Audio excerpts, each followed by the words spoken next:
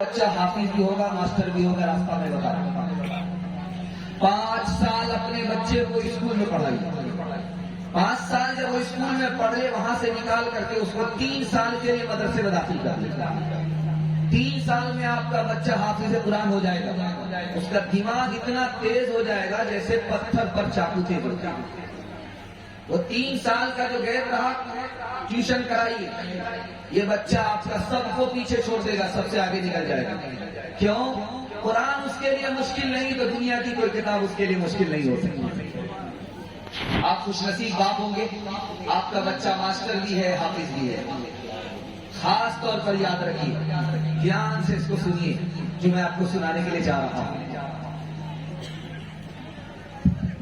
بچے کو پڑھانے کے لیے صرف 3 کام آپ کو کرنا ہے، اس سے زیادہ کوئی کام نہیں کرنا۔ بچہ گھر میں رہے، آپ کو موبائل نہیں چلانا۔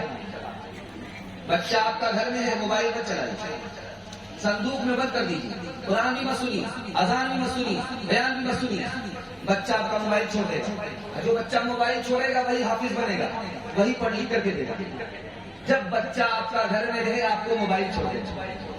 دوسرا کام، بات بات پر بچے کو مارنا نہیں ہے، ڈرانا ہے، دھمکانا ہے، حکمت سے کام نکالنا۔ بات بات پر بچے کو نہیں مارنا ورنہ آپ کا بچہ بے شرم ہو جائے گا۔ بے شرم بچہ حافظ نہیں بنا کرتا۔ تیسرا کام بتانے کے لیے جا رہا ہوں، بچہ جب گھر میں رہے، میاں بیوی جھگڑا مت کیجیے گا ورنہ بچہ آپ کو نگاہ سے گرا دے گا۔ جوانی میں قدر نہیں کرے گا، بڑھاپے میں عزت نہیں کرے گا۔ ایک مثال پر پیغام ختم کر رہا ہوں، دیکھ رہا ہوں میں، اس سامنے مرد ہیں، پیچھے عورت ہے، جلسہ ہو رہا دستار بندی کا۔ ایک عورت آئی دستار بندی کا جلسہ دیکھنے کے لیے، جب سن کر کے گئی، دیکھ کر کے گئی تو دیکھا کہ حافظ کی پگڑی ہے، بہت خوبصورت پگڑی ہے، اور پورے جلسے میں دولہا حافظ ہی بنا ہوا ہے۔ اس کو شوق ہوا، جا کر کے اپنے شوہر سے کہا کہ کل سے تم بھی حافظ بننا شروع کر دو۔ اس کے شوہر نے کہا کہ بوڑھا طوطا کیا سیکھے گا، میرے باپ سے نہیں ہوگا۔ کیسے ہوگا ہمیں پتا ہے، اگر ایک کام کرو، میں تمہیں انعام دوں گی، حافظ بن جاؤ، جنت میں تمہیں عزت ملے گی، تمہارے ساتھ مجھ کو بھی عزت ملے گی، تم حافظ بن جاؤ۔ کہا یہ مجھ سے نہیں ہوگا، کہا کہ بالکل آسان ہے، حافظ بن جاؤ۔ اس نے کہا کہ کیسے؟ کہا کہ آسان کام ہے، تم حافظ بنو، میں تم کو انعام دوں گی۔ تو شوہر سے پوچھا کہ ٹھیک ہے حافظ بنوں گا، لیکن انعام کیا ہوگا؟ کہا انعام یہ ہوگا کہ تم جیسے ہی حافظ بنو گے تم کو دوسری شادی کی اجازت مل جائے گی۔ اب کیا تھا، رات دن ایک کر کے 6 مہینے میں حافظ قرآن ہو گئے۔ انشاءاللہ دوسری شادی کے چکر میں جو لوگ حافظ بننا چاہتے ہیں ہاتھ اٹھا دیجیے۔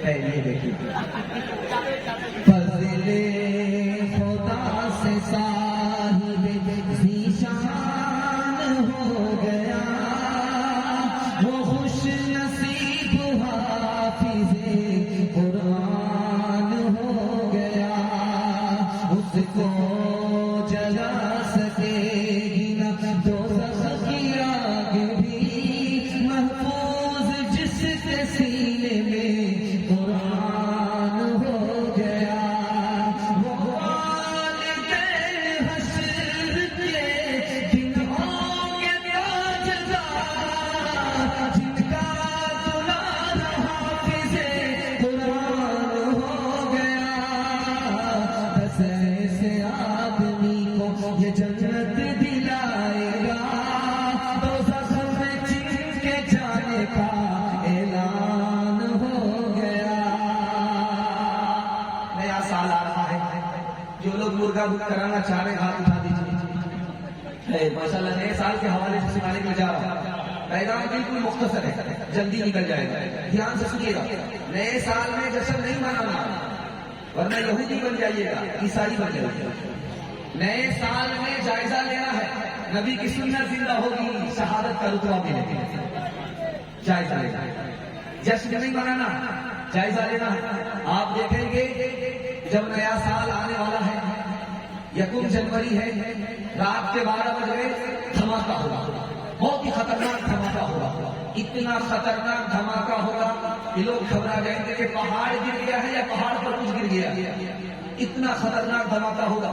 صبح کو اٹھ کر کے جب آپ روڈ کو دیکھیں گے اس میں لکھا ہوا رہے گا نیا سال مبارک ہو، نیا سال مبارک ہو، نیا سال مبارک ہو۔ اس کے بعد جوانوں کو جوش دیکھیں گے، مرغا حاضر ہوگا اور شراب کا جام ہوگا، خراب کر کے کیا کہہ رہا ہے نیا سال مبارک ہو؟ جب بسم اللہ ہی خراب ہو گیا تو آنے والا سال اچھا نہیں ہوگا۔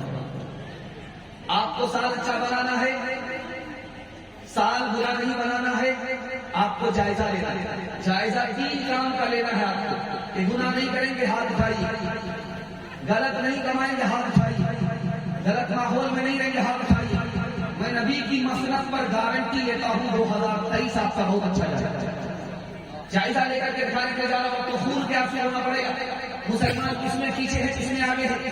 تعلیم میں مسلمان پیچھے ہے۔ مسلمانوں کے صرف 4 بچے تعلیم حاصل کرتے ہیں، 96 گول۔ مسلمانوں کو تعلیم میں آگے ہونا چاہیے، تعلیم میں پیچھے۔ مسلمان تجارت میں پیچھے ہے، مسلمان صرف 5 آدمی تجارت کرتے ہیں، 95 گول۔ جس میں آگے ہونا چاہیے اس میں پیچھے۔ مسلمان ملازمت میں پیچھے ہیں، نوکری میں پیچھے ہیں، صرف 2 جوان نوکری کرتے ہیں، 98 گول۔ IAS کی نوکری 2 جوان کرتے ہیں، IPS کی نوکری 2 جوان کرتے ہیں، ریلوے کی نوکری 2 جوان کرتے ہیں، 98 گول۔ جس میں آگے ہونا چاہیے اس میں پیچھے۔ اب میں آپ کو بتانے کے جا رہا ہوں مسلمان آگے کس میں ہے؟ موبائل چلانے میں سب سے آگے، فلم دیکھنے میں سب سے آگے۔ 1996 کی رپورٹ ہے، جارج ٹاؤن نام کا پروفیسر کہتا ہے کہ موبائل چلانے والا جوان جو فلم دیکھ کر کے بگڑتا ہے، 49% جوان فلم دیکھنے کی وجہ سے ہتھیار ساتھ میں رکھتا ہے، 27% جوان فلم دیکھنے کی وجہ سے چوری ڈکیتی کرتا ہے، 21% جوان چوری ڈکیتی میں اتنا ماہر ہے فلم دیکھنے کی وجہ سے کہ پولیس تک کو چکما دے دیتا ہے، قانون کو بھی دھوکہ دے دیتا ہے۔ مسلمان کس میں آگے؟ موبائل میں آگے۔ جس میں پیچھے ہونا چاہیے اس میں آگے۔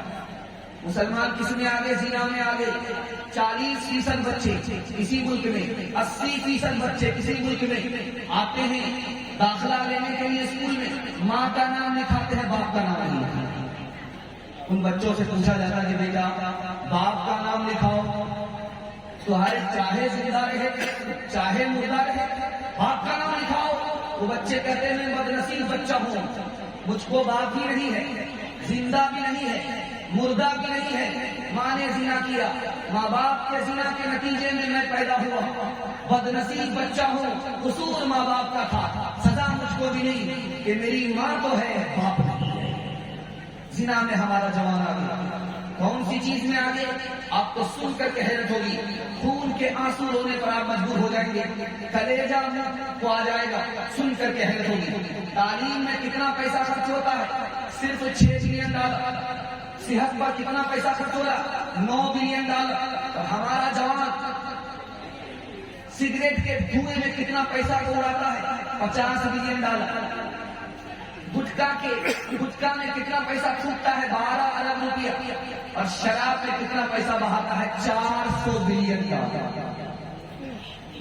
اگر ہم غریب ہیں تو اپنے اعمال اپنے چال چلنے جیسے غریب ہے، اللہ نے ہمیں غریب نہیں بنایا۔ جائزہ لینا ہے، زنا سے توبہ کر لیجیے، شراب سے توبہ کیجیے، فلم سے توبہ کیجیے۔ میں گارنٹی لیتا ہوں 1 سال میں اللہ کو 10 سال کے برابر